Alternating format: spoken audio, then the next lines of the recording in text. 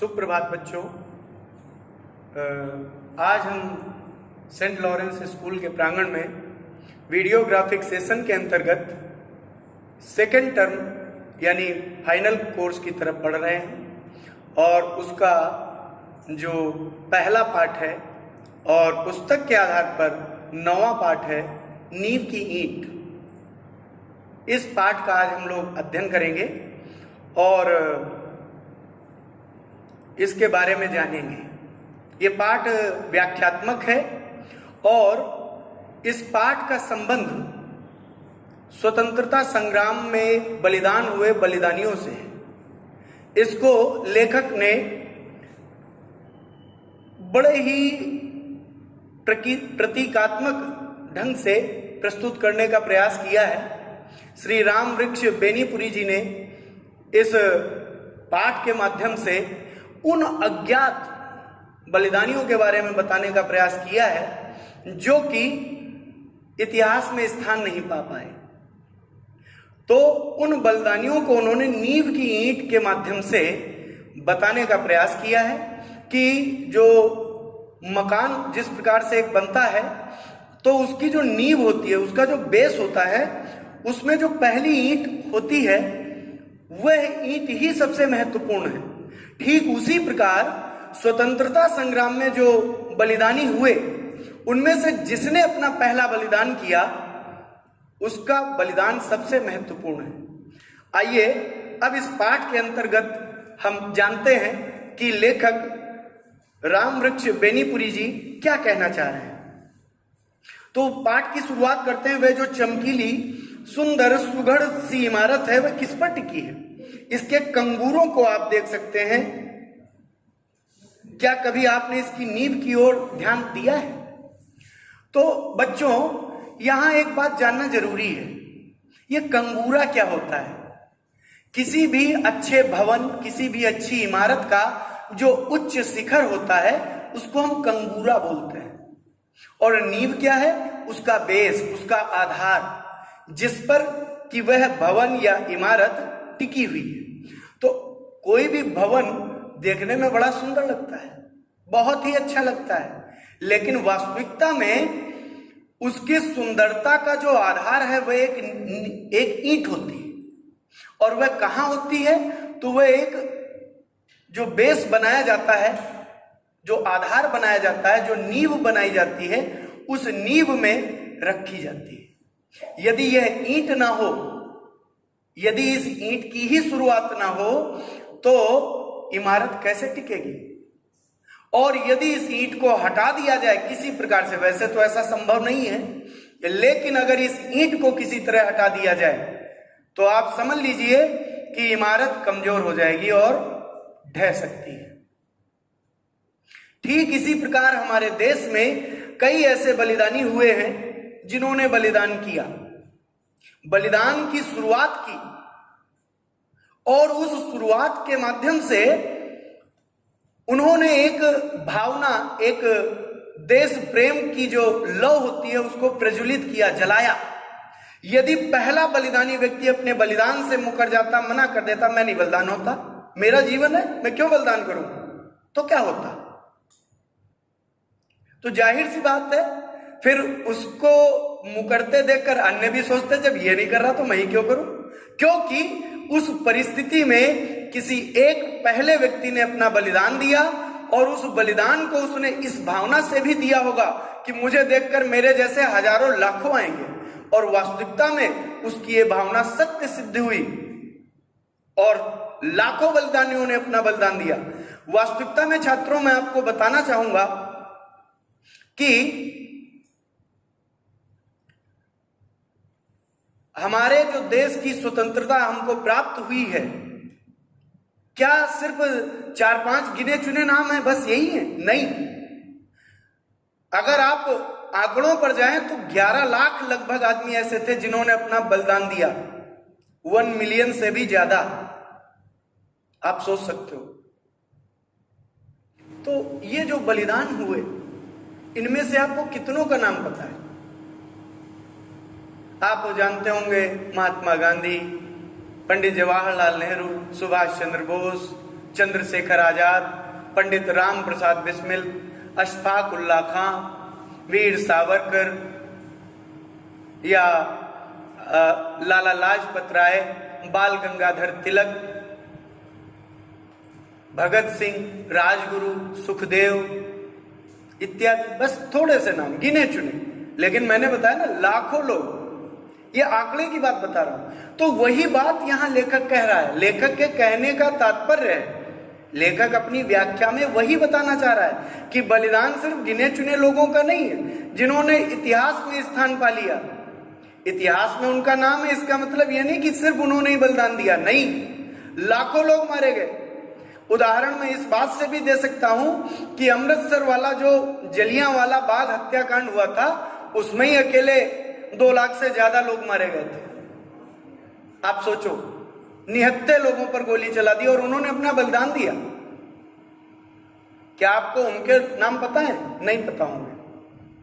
तो इसी प्रकार से लेखक कहना चाह रहा है कि जो सत्य है, वो ठोस सत्य जो होता है वो शिव तो होता है, कल्याणकारी तो है, लेकिन क्या वो सुंदर भी है? हमेशा सुंदर हो ये जरूरी नहीं। कई सत्य कड़वे होते हैं, कई सत्य भद्दे होते हैं, कई सत्य बुरे होते हैं, लेकिन उनको स्वीकार करना पड़ता है। अगर आप स्वीकार करोगे तभी तो आप उस बात को जान पाओगे। तो ये नींव की ईंट पाठ यही बता रहा है। कंगूरे पर तो वो ईंटें लगती हैं जो सुंदर होती हैं, उनका भी अपना भाग्य है, वो भी सुंदर है, उनकी भी अपनी किस्मत थी, अपना लक, अपना भाग्य था कि वो कंगूरे यानी भवन के शिखर पर जा करके स्थित हुए और अपनी शोभा को पा लिया। लेकिन क्या नींव की ईंट बुरी थी? नहीं, बल्कि नींव की ईंट बहुत भाग्यशाली थी, जिसने अपना बलिदान तो दिया और साथ ही साथ अपने बलिदान को उसने अभिप्रेरणा के तौर पर समाज में प्रस्तुत किया। अर्थात यहां लेखक कहना चाह रहा है कि जो प्रथम बलिदानी था, जिसने सबसे पहले अपना बलिदान दिया, क्या उसका बलिदान व्यर्थ था? नहीं, उसने बलिदान करने की अभिप्रेरणा दी और भारतीय समाज में लाखों की संख्या में, दसियों लाख से भी ज्यादा लोगों ने अपना बलिदान प्रस्तुत किया और इस देश की स्वतंत्रता की अग्नि में एक आहुति और डाली, और आज आप देख रहे हैं कि हम लोग स्वतंत्र हैं। आगे लेखक यह भी कहना चाहते हैं कि उस ईंट ने बलिदान इसलिए किया ताकि किसी एक ईंट को तो कंगूरा मिले।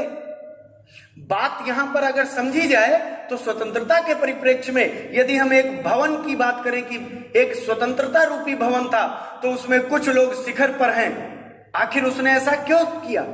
क्या इच्छा थी? क्या कारण था? देखा जाए तो हम पाते हैं क्या कि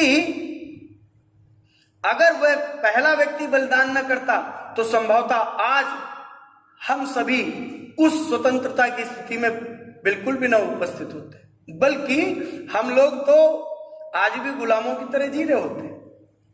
अब दूसरी बात लेखक यहां कह रहा है, लेखक ने वर्णन किया है प्रभु ईसा मसीह के बलिदान ने, प्रभु ईसा मसीह के बलिदान ने ईसाई धर्म को बलिदान महान बना दिया। लिखा है ना, आप देखेंगे इसमें किताब में, ईसा की शहादत ने ईसाई धर्म को अमर बना दिया। आप कह लीजिए,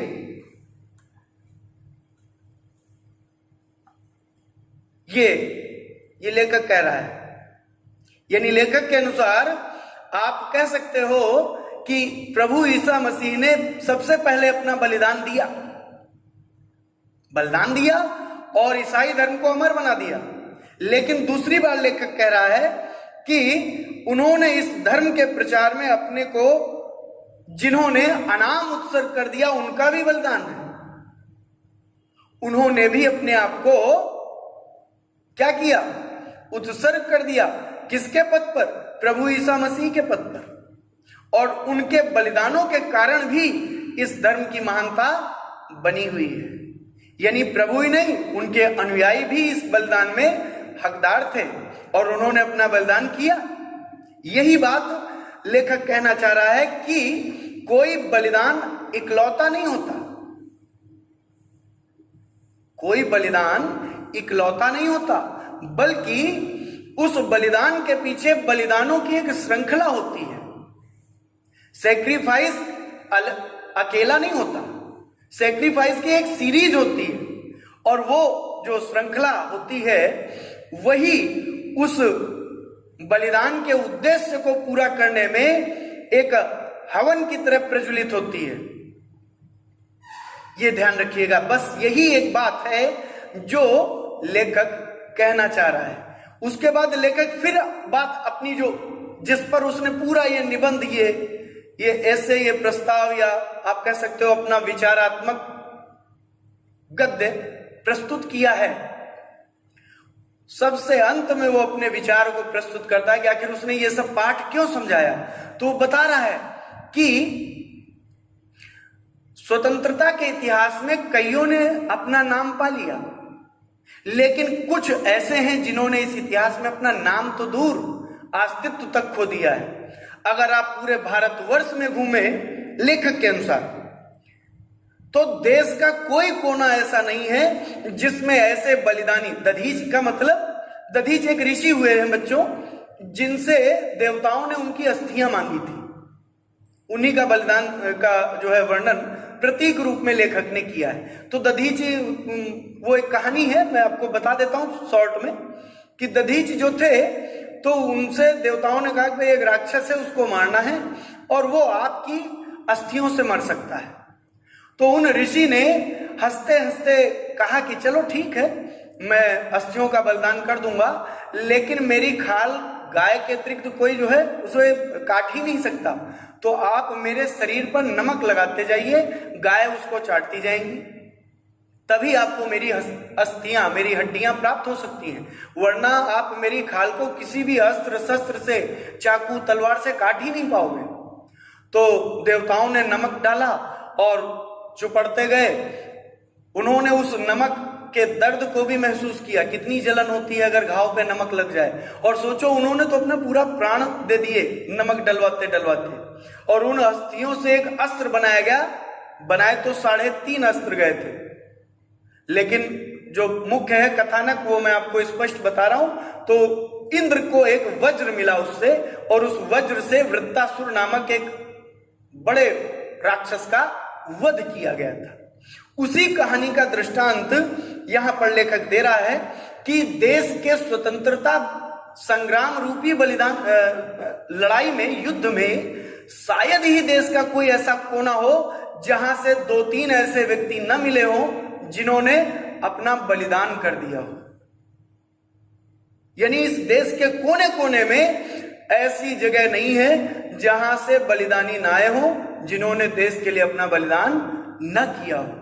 बस यही लेखक कहना चाह रहा है, और जिसे हम आज तक नहीं देख सके और सत्य को धारण कर लिया, उस सत्य को जो वास्तविकता में अपूर्ण है। ऐसा नहीं है कि महात्मा गांधी ने या पंडित जवाहरलाल नेहरू ने या सुभाष चंद्र बोस ने या चंद्रशेखर आजाद ने अपना बलिदान नहीं दिया या अपने को देश के लिए समर्पित नहीं किया, लेकिन इन्होंने बलिदान तो किया, साथ ही साथ अन्य ने भी बलिदान किया। इन्होंने इतिहास में नाम पा लिया, लेकिन वो बेचारे नाम तो छोड़िए, अपने अस्तित्व तक को नहीं उनको कोई जानता है। तो यही केवल लेखक अपना दुख है जो इस निबंध के माध्यम से उसने प्रकट किया है कि बलिदान तो हुआ, लेकिन नींव की ईंट की महानता आज भी उसी तरह से है। अर्थात उस पहले बलिदानी के बलिदान की महानता सर्वप्रथम है, जिसने बलिदान होने के लिए सभी को प्रेरित किया। अगर वो पहला बलिदानी न होता तो अन्य बलिदानी बलिदान के लिए तत्पर क्यों होते, प्रेरित क्यों होते, मोटिवेट क्यों होते? यही बात यहां लेखक बताना चाह रहा है। तो बच्चों, मुझे लगता है आप इस वीडियो के माध्यम से इस पाठ को समझेंगे और अगली बार आपको इस फाइनल टर्म का अगला पाठ जो कि सोना है, ग्राफिक सेशन के माध्यम से बताया जाएगा और आशा है आप इसको ध्यान से सुनेंगे, समझेंगे। जो भी बिंदु आपको समझ में नहीं आते हैं वो आप हमसे लाइव क्लास के माध्यम से पूछेंगे। आज का वीडियो यहीं पर समापन होता है। धन्यवाद।